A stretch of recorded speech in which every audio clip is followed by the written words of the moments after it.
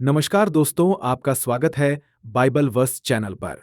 यह चैनल परमेश्वर के पवित्र वचनों के माध्यम से आपकी आत्मा को नई दिशा, आशा और प्रेरणा देने के लिए समर्पित है।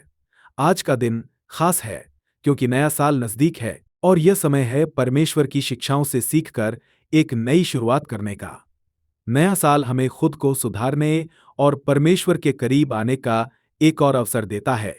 आज हम बाइबल के 10 ऐसे वचनों पर चर्चा करेंगे जो न केवल आपके नए साल को बल्कि आपके पूरे जीवन को नई दिशा देंगे। तो चलिए इस आत्मिक यात्रा को शुरू करते हैं। और हाँ, वीडियो के अंत में एक खास प्रार्थना भी शामिल है जो आपके पूरे साल को परमेश्वर की आशीषों से भर देगी। इसलिए वीडियो को अंत तक जरूर देखें। पहला वचन 2 कुरिन्थियों 5:17 का वचन कहता है, इसलिए यदि कोई मसीह में है तो वह एक नई सृष्टि है। पुरानी बातें बीत गई हैं, देखो सब कुछ नया हो गया है। आमीन। यह वचन हमें याद दिलाता है कि जब हम मसीह में विश्वास करते हैं तो हमारा अतीत हमें परिभाषित नहीं करता। हमारा हर पाप, असफलता और दर्द मसीह के प्रेम से मिट जाता है। हम परमेश्वर की कृपा से एक नई शुरुआत कर सकते हैं, जैसे प्रकृति में हर सुबह एक नई आशा लेकर आती है। इस नए साल को एक नई शुरुआत के रूप में ले। अपने बीते समय की गलतियों और दर्द को छोड़कर मसीह के साथ एक नई यात्रा शुरू करें। उनकी कृपा से आप हर बाधा पार कर सकते हैं। दूसरा वचन भजन संहिता 32 का 8 वचन कहता है, मैं तुझे बुद्धि दूंगा और जिस मार्ग में तुझे चलना होगा उसमें तेरी अगुवाई करूंगा। मैं तुझ पर कृपा दृष्टि रखूंगा और सम्मति दिया करूंगा। आमीन। परमेश्वर हमें भरोसा दिलाते हैं कि जब हम उनका मार्गदर्शन मानते हैं तो वे हमें कभी असमंजस में नहीं छोड़ते। उनका मार्गदर्शन हमें सही दिशा में ले जाता है, भले ही हमें वह तुरंत समझ ना आए। उन पर भरोसा करना जीवन की हर मुश्किल को आसान बना देता है। नए साल में हर दिन यह प्रार्थना करें कि परमेश्वर आपको सही दिशा दिखाए। जीवन के हर निर्णय में उनका मार्गदर्शन लें और देखें कि कैसे वे आपके जीवन को आश्चर्यजनक तरीके से बदलते हैं। तीसरा वचन फिलिप्पियों 4 का 6 वचन कहता है, किसी भी बात की चिंता मत करो, परंतु हर एक बात में तुम्हारे निवेदन, प्रार्थना और विनती के द्वारा धन्यवाद के साथ परमेश्वर के सम्मुख उपस्थित किए जाएं। आमीन। चिंता करना हमारी आत्मा को थका देता है, लेकिन प्रार्थना हमें नई ऊर्जा देती है। यह वचन हमें सिखाता है कि हमारी हर चिंता, बड़ी या छोटी, परमेश्वर को सौंपी जा सकती है। जब हम प्रार्थना करते हैं तो परमेश्वर हमारी चिंताओं को शांति में बदल देते हैं। इस नए साल में अपनी हर चिंता को प्रार्थना के माध्यम से परमेश्वर को सौंप दे। आप देखेंगे कि कैसे आपकी आत्मा हल्की और शांत हो जाती है। चौथा वचन कुलुस्सियों 3 का 23 वचन कहता है, और जो कुछ तुम करते हो तन मन से करो, यह समझकर कि मनुष्यों के लिए नहीं परंतु प्रभु के लिए करते हो। आमीन। हर काम, चाहे वह छोटा हो या बड़ा, उसे पूरे दिल से और समर्पण के साथ करना चाहिए। जब हम अपने काम को यह सोचकर करते हैं कि यह परमेश्वर के लिए है, तो हर कार्य एक पूजा बन जाता है। इससे हमें संतोष और खुशी मिलती है। नए साल में अपने हर काम को पूरी ईमानदारी और प्रेम के साथ करें। आपका समर्पण न केवल आपके जीवन को बदल देगा, बल्कि परमेश्वर को भी प्रसन्न करेगा।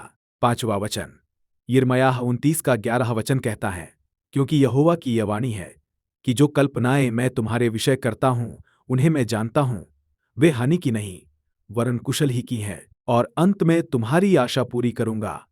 आमीन। हम जीवन में अक्सर अनिश्चितताओं से घिर जाते हैं, लेकिन यह वचन हमें आश्वासन देता है कि परमेश्वर की योजना हमेशा हमारे भले के लिए है। भले ही परिस्थितियां हमें विपरीत लगें, उनकी योजनाएं हमें शांति और सफलता की ओर ले जाती हैं। नए साल में यह विश्वास रखें कि आपकी हर समस्या के पीछे परमेश्वर की एक बड़ी योजना है।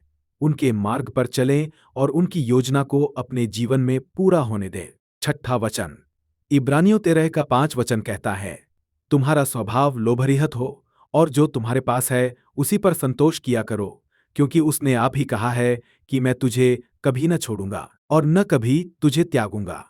आमीन। इसका अर्थ यह है कि हमें भौतिक चीजों के पीछे भागने या अपनी आवश्यकताओं को लेकर चिंतित होने की आवश्यकता नहीं है, क्योंकि परमेश्वर हमेशा हमारे साथ हैं और हमारी हर जरूरत को पूरा करने का सामर्थ्य रखते हैं। यह वचन हमें लोभ और असंतोष से दूर रहने के लिए प्रेरित करता है और हमें सिखाता है कि असली सुख भौतिक वस्तुओं से नहीं, बल्कि परमेश्वर की उपस्थिति और उनके साथ से मिलता है। जब परमेश्वर यह कहते हैं कि मैं तुझे कभी न छोड़ूंगा, तो यह हमें विश्वास दिलाता है कि हम किसी भी परिस्थिति में अकेले नहीं हैं। यह वादा हमें मुश्किल समय में दिलासा देता है और हमें यह सिखाता है कि परमेश्वर की उपस्थिति हमारी सबसे बड़ी संपत्ति है। जब हम इस वचन को अपने जीवन में अपनाते हैं, तो यह हमारे डर और चिंता को खत्म करता है। यह हमें प्रेरित करता है कि हम अपनी समस्याओं से घबराएं नहीं, बल्कि हर स्थिति में परमेश्वर पर भरोसा रखें। उनकी उपस्थिति हमारी सुरक्षा और स्थिरता है। इस वचन का उद्देश्य हमें न केवल संतोष और भरोसे का पाठ पढ़ाना है, बल्कि यह भी बताना है कि परमेश्वर का प्रेम और उनकी देखभाल हमारे जीवन में हमेशा बनी रहती है। इसलिए जीवन की किसी भी परिस्थिति में, चाहे वह कितनी भी कठिन क्यों न हो, हमें इस वचन को याद रखना चाहिए और आत्मिक शांति और स्थिरता का अनुभव करना चाहिए। 7वां वचन 1 कुरिन्थियों 16 का 14 वचन कहता है, सब कुछ प्रेम से किया जाए। आमेन। यह वचन हमें सिखाता है कि हमारे हर काम, हर शब्द और हर व्यवहार में प्रेम होना चाहिए। इसका मतलब यह है कि हमें अपने सभी कामों को निस्वार्थ भाव, सहानुभूति और दया के साथ करना चाहिए। प्रेम वह आधार है जो हमारे रिश्तों को मजबूत बनाता है और दूसरों के लिए हमारा योगदान अर्थपूर्ण बनाता है। जब हम प्रेम से काम करते हैं, तो हमारे कार्य दूसरों के लिए आशीर्वाद बनते हैं और परमेश्वर को महिमा देते हैं। यह वचन हमें सिखाता है कि चाहे हमें किसी को सलाह देनी हो, मदद करनी हो या कोई निर्णय लेना हो, हर स्थिति में प्रेम को प्राथमिकता दें। प्रेम का मतलब केवल भावना नहीं है, बल्कि इसमें त्याग, सहानुभूति और धैर्य भी शामिल है। पौलुस इस वचन के माध्यम से हमें यीशु मसीह के जीवन का उदाहरण देते हैं, जिन्होंने हर काम प्रेम से किया। जब हम इस वचन को अपने जीवन में अपनाते हैं, तो हम न केवल दूसरों के लिए प्रेरणा बनते हैं, बल्कि परमेश्वर की इच्छा को भी पूरा करते हैं। इसलिए हर कार्य को प्रेम से करें, चाहे परिस्थिति कैसी भी हो। यही सच्चा जीवन जीने का तरीका है। 8वां वचन नीति वचन 3 का 6 वचन कहता है, उसी को स्मरण करके सब काम करना, तब वह तेरे लिए सीधा मार्ग निकालेगा। आमीन। यह वचन हमें सिखाता है कि जीवन में हर काम करते समय हमें परमेश्वर को अपने जीवन का केंद्र बनाना चाहिए। इसका अर्थ है कि हमारी योजनाएं, निर्णय और कार्य परमेश्वर की इच्छा के अनुसार होने चाहिए। यह वचन हमें प्रेरित करता है कि हम अपनी समझ और ताकत पर पूरी तरह निर्भर न रहें। इसके बजाय हमें अपने हर काम में परमेश्वर को स्मरण करना चाहिए, चाहे वो कोई छोटा निर्णय हो या बड़ा। जब हम ऐसा करते हैं, तो परमेश्वर हमारी राह को सीधा और स्पष्ट बनाते हैं। वह हमें गलत रास्तों और गलत निर्णयों से बचाते हैं। जब हम परमेश्वर को अपने हर काम में शामिल करते हैं, तो ये दिखाता है कि हमें उन पर पूर्ण विश्वास है। इसका मतलब है कि हम अपनी योजनाओं को उनकी योजना के साथ समर्पित कर रहे हैं। ये न केवल हमारे कामों को सफल बनाता है, बल्कि हमारे जीवन में शांति और स्थिरता भी लाता है। यह वचन हमें यह भी याद दिलाता है कि परमेश्वर का मार्गदर्शन हमेशा हमारे लिए सबसे अच्छा होता है। भले ही हमें शुरुआत में उनकी योजना समझ में न आए, लेकिन जब हम उन पर भरोसा रखते हैं, तो वह हमें सही दिशा में ले जाते हैं। इसलिए हर परिस्थिति में, हर छोटे बड़े निर्णय में और हर काम में परमेश्वर को स्मरण करें। यह केवल प्रार्थना तक सीमित नहीं है, बल्कि यह जीवन में उनके प्रति पूर्ण समर्पण और भरोसे का संकेत है। जब हम ऐसा करते हैं, तो उनका वादा है कि वह हमें सीधा और सही मार्ग दिखाएंगे। इस वचन का सार यह है कि परमेश्वर को अपना मार्गदर्शक बनाएं। उनके बिना हमारे प्रयास अधूरे हैं, लेकिन उनके साथ हमारा हर कदम सही दिशा में होगा। आमीन। 9वां वचन 2 कुरिन्थियों 9 का 8 वचन कहता है, परमेश्वर हमें वो सब कुछ देने के लिए सक्षम है, जिससे हमारी हर आवश्यकता पूरी हो जाए। आमीन। ये वचन हमें परमेश्वर के अनंत सामर्थ्य और उनकी असीम कृपा की याद दिलाता है। इसका अर्थ है कि जो कुछ भी हमें जीवन में चाहिए, चाहे वह भौतिक, आत्मिक या मानसिक हो, परमेश्वर उसे हमें देने में पूरी तरह सक्षम है। यह वचन यह विश्वास दिलाता है कि हमें अपनी आवश्यकताओं को लेकर कभी भी घबराना नहीं चाहिए। हम जब परमेश्वर पर भरोसा करते हैं और उनकी इच्छा के अनुसार चलते हैं, तो वह हमारे लिए वो सब प्रदान करते हैं जो हमें सचमुच चाहिए।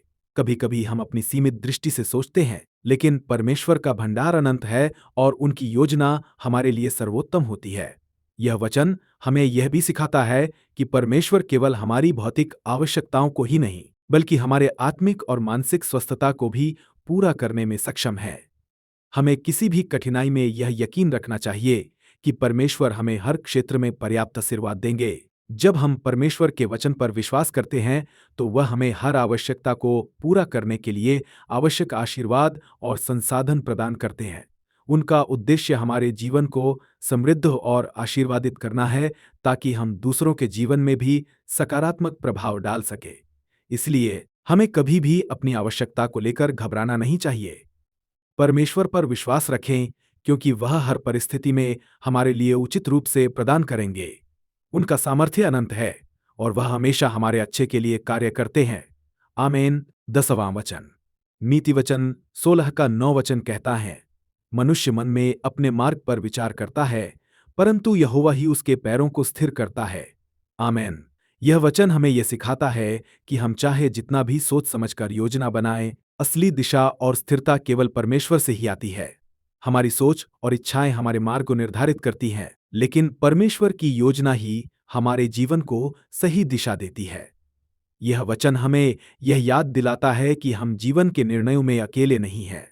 जब हम अपनी योजनाओं और विचारों को परमेश्वर के हवाले करते हैं, तो वह हमारी राह को सीधा और स्थिर करता है। हमारी सीमित समझ के बावजूद परमेश्वर अपनी असीम बुद्धि और प्रेम से हमारे कदमों को सही दिशा में मार्गदर्शन करते हैं। कभी कभी हम अपने मार्ग को लेकर भ्रमित होते हैं। हमें यह समझ नहीं आता कि हमें क्या करना चाहिए, लेकिन इस वचन से यह स्पष्ट होता है कि परमेश्वर हमें उस रास्ते पर ले जाते हैं जो हमारे लिए सर्वोत्तम होता है। जब हम उनके मार्गदर्शन में चलते हैं, तो हमारे कदम मजबूत और स्थिर होते हैं। इस वचन का गहरा अर्थ यह है कि हमें अपनी योजनाओं में परमेश्वर को शामिल करना चाहिए और उनके नेतृत्व में चलने के लिए तैयार रहना चाहिए। हमारी इच्छाएं और उद्देश्य महत्वपूर्ण हैं, लेकिन परमेश्वर की योजना सर्वोत्तम होती है और वही हमें सही दिशा में आगे बढ़ने की शक्ति देता है। इसलिए जब हम जीवन के मार्ग पर विचार करते हैं, हमें यह विश्वास रखना चाहिए कि परमेश्वर हमारे साथ है और वह हमारे पैरों को स्थिर करेगा।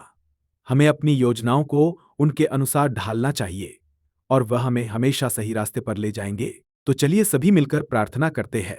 हे परमेश्वर, हम आपके आभारी हैं कि आपने हमें एक और साल दिया। यह आपका अनुग्रह है कि हम इस नए वर्ष में प्रवेश कर रहे हैं। हमें हर चुनौती का सामना करने की शक्ति और साहस दें। हमारी चिंताओं को शांति में बदलें और हमें यह याद दिलाएं कि आप हमारे साथ हैं, चाहे हम किसी भी परिस्थिति का सामना करें।